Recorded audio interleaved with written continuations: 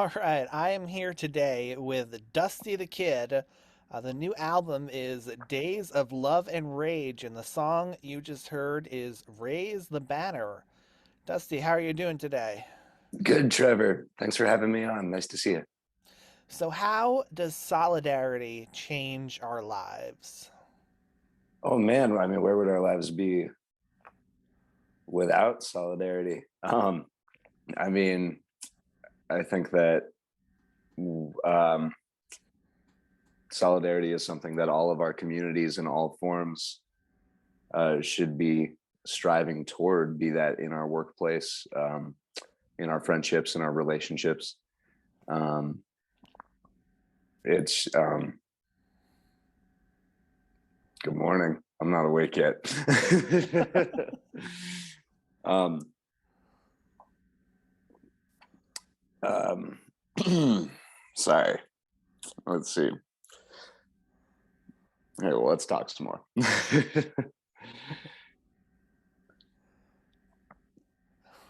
All right, I will find a way to edit things through. Okay, sure thing. Sorry. All right, so you have all these improvements that solidarity could offer. Do you think the point of all of the division in our politics is to prevent the working class from uniting? Oh, absolutely. I think we see that time and time again.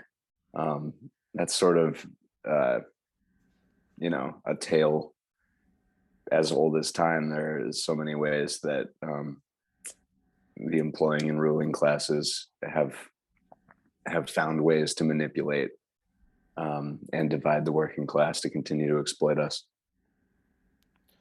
So at the beginning of the song, you played audio clips from both Biden and Trump. How similar do you see the two of them? Oh, I mean, if we want to really get into the facets, they're vastly different. But for the purposes of us as the working class, as the proletariat, um, it's the same head on the same snake, and it always is. Um, you know, there's no hope for progressive change in modern American politics. Yeah, it's almost like we have to throw out the hope for progressive change in order to just prevent us from slipping into fascism. It's Yeah, this wonderful, nauseating, terrifying mix of it's just dread. yeah, absolutely. Yeah, this the sacrifices that the American voter feels like they have to make, like you said, just to keep us from falling straight into the pit of fascism. Yeah, it's detrimental, absolutely detrimental to the progression of any movement and any kind of real palpable change in American politics. What would you do to change that?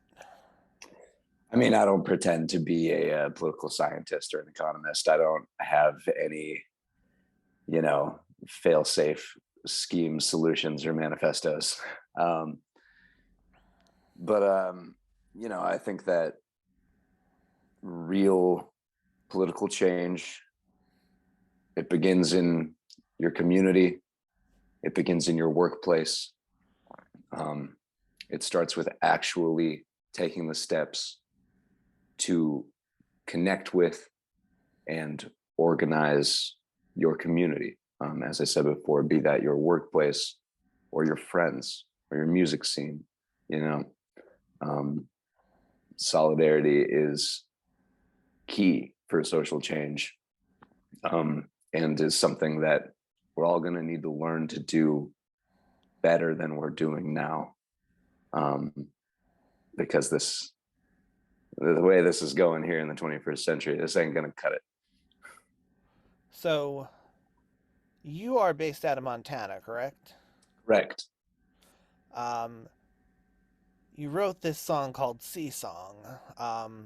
How does someone based out of Montana have such a vivid sense of life near the ocean. I think that being a landlocked person, um, it's much easier to romanticize things that you don't have a ton of experience with. I started to write that song. I was in Ireland actually, and I was traveling through this little fishing village um, that butted right up to the ocean. It was a sea cliff behind it. It was like a single strip town, and then there was the sea.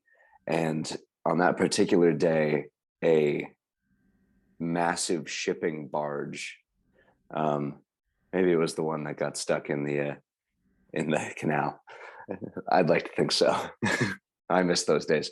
Anyway, um, this shipping barge was there and it was empty. So I don't know if you've ever been really close to an empty shipping barge, but they rise out of the water like 300 feet, absolutely huge. This ship was bigger than the cliff that the town was built up against. And I was sitting in the pub there, just looking up at this ship that was blocking out the sun, and just kind of started writing that song down. Um, that one came out very organically. It sort of just went. I let it go where it wanted to go, and just sort of explored the lives of these different like kind of characters that I made up for this little town. Well, it is definitely my favorite song on the album. Oh, Uh, cheers. I think it also gets to a human truth by describing a not so human entity in the sea. Mm. The sea has taken all these things, lives, riches, all that, and it still wants more. Um, Yeah, while having no care or understanding of what it is doing. yeah, can you think of anyone like that in human society? Yeah, I could think of a couple. So,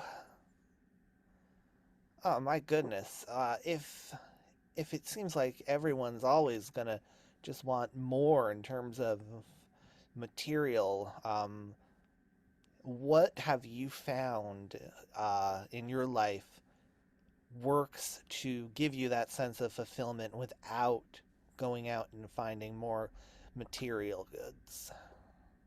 Yeah,